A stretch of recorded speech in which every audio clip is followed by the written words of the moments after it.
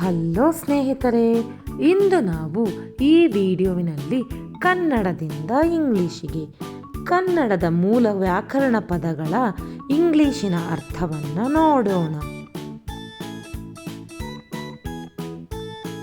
ವರ್ಣಮಾಲೆ. ಕನ್ನಡದಲ್ಲಿ ವರ್ಣಮಾಲೆ, ಇಂಗ್ಲಿಶಿನಲ್ಲಿ ಆಲ್ಫಬೆಟ್. ನಾಮಪದ. ಕನ್ನಡದಲ್ಲಿ ನಾಮಪದ, ಇಂಗ್ಲಿಶಿನಲ್ಲಿ ನೌನ್.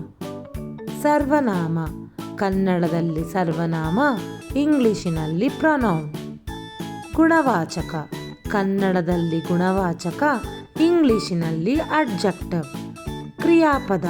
ಕನ್ನಡದಲ್ಲಿ ಕ್ರಿಯಾಪದ, ಇಂಗ್ಲಿಶಿನಲ್ಲಿ ವರ್ಬ್. ಪದ. ಕನ್ನಡದಲ್ಲಿ ಪದ, ಇಂಗ್ಲಿಶಿನಲ್ಲಿ ವರ್ಡ್. ವಾಕ್ಯ. ಕನ್ನಡದಲ್ಲಿ ವಾಕ್ಯ, ಇಂಗ್ಲಿಶಿನಲ್ಲಿ ಸೆಂಟೆನ್ಸ್. ಅಕ್ಷರ. ಕನ್ನಡದಲ್ಲಿ ಅಕ್ಷರ, ಇಂಗ್ಲಿಶಿನಲ್ಲಿ ಲೆಟರ್. ಕಾಲಗಳು. ಕನ್ನಡದಲ್ಲಿ ಕಾಲಗಳು, ಇಂಗ್ಲಿಶಿನಲ್ಲಿ ಟೆನ್ಸಸ್. ಲಿಂಗಗಳು. ಕನ್ನಡದಲ್ಲಿ ಲಿಂಗಗಳು, ಇಂಗ್ಲಿಶಿನಲ್ಲಿ ಜೆಂಡರ್. ಪ್ರಬಂಧ. ಕನ್ನಡದಲ್ಲಿ ಪ್ರಬಂಧ, ಇಂಗ್ಲಿಶಿನಲ್ಲಿ ಎಸ್ಸೆ. ರೂಢನಾಮ. ಕನ್ನಡದಲ್ಲಿ ರೂಢನಾಮ, ಇಂಗ್ಲಿಶಿನಲ್ಲಿ ಕಾಮನ್ ನೌನ್. ಭಾವನಾಮ. ಕನ್ನಡದಲ್ಲಿ ಭಾವನಾಮ, ಇಂಗ್ಲಿಶಿನಲ್ಲಿ ಅಬ್ಸ್ಟ್ರಾಕ್ಟ್ ನೌನ್. ಕ್ರಿಯಾವಿಶೇಷಣ. ಕನ್ನಡದಲ್ಲಿ ಕ್ರಿಯಾವಿಶೇಷಣ, ಇಂಗ್ಲಿಶಿನಲ್ಲಿ ಅಡ್ವರ್ಬ್. ಕರ್ತೃ. ಕನ್ನಡದಲ್ಲಿ ಕರ್ತೃ, ಇಂಗ್ಲಿಶಿನಲ್ಲಿ ಸಬ್ಜೆಕ್ಟ್. ಕರ್ಮ. ಕನ್ನಡದಲ್ಲಿ ಕರ್ಮಪದ, ಇಂಗ್ಲಿಶಿನಲ್ಲಿ ಆಬ್ಜೆಕ್ಟ್. ಭೂತಕಾಲ. ಕನ್ನಡದಲ್ಲಿ ಭೂತಕಾಲ, ಇಂಗ್ಲಿಶಿನಲ್ಲಿ ಪಾಸ್ಟ್ ಟೆನ್ಸ್. ವರ್ತಮಾನ ಕಾಲ. ಕನ್ನಡದಲ್ಲಿ ವರ್ತಮಾನ ಕಾಲ, ಇಂಗ್ಲಿಶಿನಲ್ಲಿ ಪ್ರೆಸೆಂಟ್ ಟೆನ್ಸ್. ಭವಿಷ್ಯತ್ ಕಾಲ. ಕನ್ನಡದಲ್ಲಿ ಭವಿಷ್ಯತ್ ಕಾಲ, ಇಂಗ್ಲಿಶಿನಲ್ಲಿ ಫ್ಯೂಚರ್ ಟೆನ್ಸ್. ನಿಷೇಧಾರ್ಥಕ ವಾಕ್ಯ ಅಂದರೆ ನೆಗೆಟಿವ್ ಸೆಂಟೆನ್ಸ್.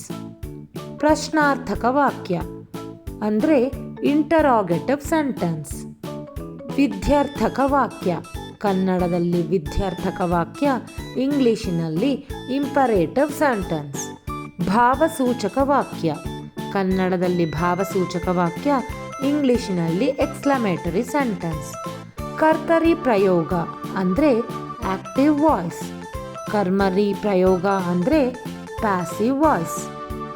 ಸರಳ ವಾಕ್ಯ ಅಂದರೆ ಸಿಂಪಲ್ ಸೆಂಟೆನ್ಸ್. ಸಂಯೋಜಿತ ವಾಕ್ಯ ಅಂದರೆ ಕಾಂಪೌಂಡ್ ಸೆಂಟೆನ್ಸ್. ಮಿಶ್ರ ವಾಕ್ಯ ಅಂದರೆ ಕಾಂಪ್ಲೆಕ್ಸ್ ಸೆಂಟೆನ್ಸ್. ಏಕವಚನ. ಕನ್ನಡದಲ್ಲಿ ಏಕವಚನ, ಇಂಗ್ಲಿಶಿನಲ್ಲಿ ಸಿಂಗ್ಯುಲರ್. ಬಹುವಚನ. ಕನ್ನಡದಲ್ಲಿ ಬಹುವಚನ, ಇಂಗ್ಲಿಶಿನಲ್ಲಿ ಪ್ಲೂರಲ್. ಹೀಗೆ ನನಗೆ ತಿಳಿದ ಕನ್ನಡ ವ್ಯಾಕರಣ ಪದಗಳನ್ನು ಇಂಗ್ಲಿಶಿನಲ್ಲಿ ಹೇಳಿದ್ದೇನೆ. ಇದೇ ರೀತಿ ನಿಮಗೆ ಗೊತ್ತಿರೋದನ್ನು ಕಮೆಂಟ್ ಮಾಡಿ. ಈ ವಿಡಿಯೋ ನಿಮಗೆ ಇಷ್ಟವಾದಲ್ಲಿ ನಮ್ಮ ಚಾನಲ್ನ ಲೈಕ್ ಮಾಡಿ, ಶೇರ್ ಮಾಡಿ ಮತ್ತು ಸಬ್ಸ್ಕ್ರೈಬ್ ಮಾಡಿ. Thank you.